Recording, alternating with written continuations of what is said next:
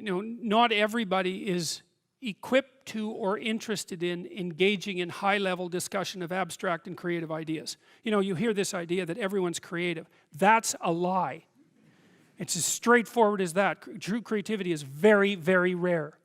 And if you happen to be a creative person, or if you happen to be someone who's profoundly interested in ideas, you are in a pronounced minority. Just as you are if you happen to be extremely extroverted, or extremely agreeable, or extremely conscientious. These are minority issues, and what you do is you find like-minded people who are capable of engaging that. Heavyweight weightlifters compete with heavyweight weightlifters for a reason, and everyone thinks that's fine. And the same thing applies to intellectual and creative endeavors. So what you do is you try to find a community where that's the nature of the community, and you likely have to find a relationship like that as well. So I don't think so. I think what contributes to the siloing is the arrogance that goes along with it. Because if you can be interested in ideas and you can be creative, well, that's the arrogance of the intellect, right? That's the thing the Catholic Church had warned about for centuries, is the arrogance of the intellect. So because if you're wise as well as smart, and there is no relationship between being smart and being wise, they are not the same thing. There's no quick pathway from smart to wise. And many of the people who I've known who were very wise some of them were intellectually impaired and were still wise, So it's the arrogance that brings up the block. And I see this, for example, happening in the United States in particular, because the last time I went down there, for example, I had friends down there, and some of those friends are very, very smart people, and some of them were talking about the Trump voters, and they were talking about the Trump voters with contempt. And I thought, you better watch that, because that's 50% of the damn population.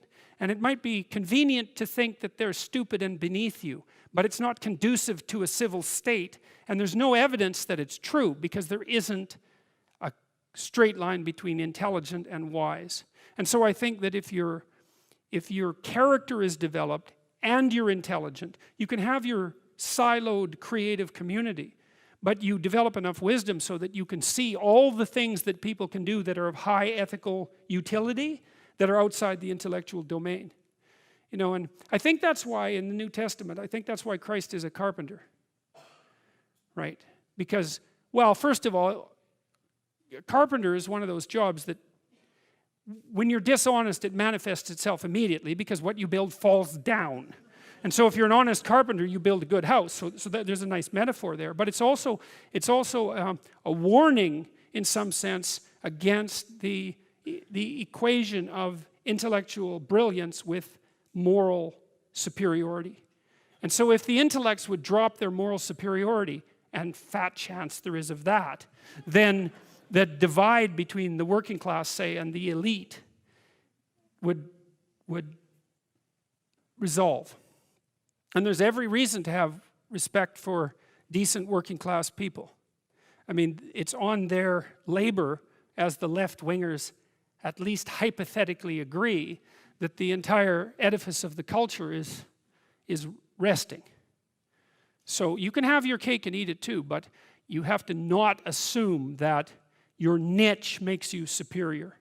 And it's very difficult for smart people, especially smart.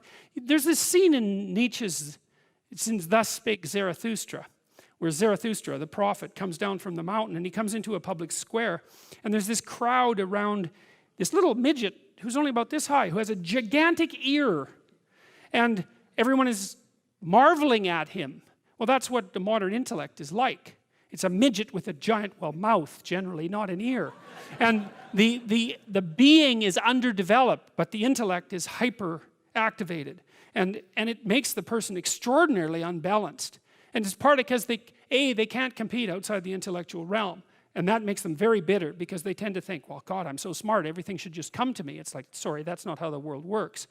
And it also, that attitude is immediately evident to people that they're talking to when they talk in the manner that they talk, if they are arrogant intellectuals of that sort. You see that in The Simpsons did a good job of that with Comic Book Guy, right? I mean, completely useless in every possible dimension with an IQ of about 160. And it's very annoying to people who have an IQ of 160 that they can also be completely useless. But it happens a lot, so.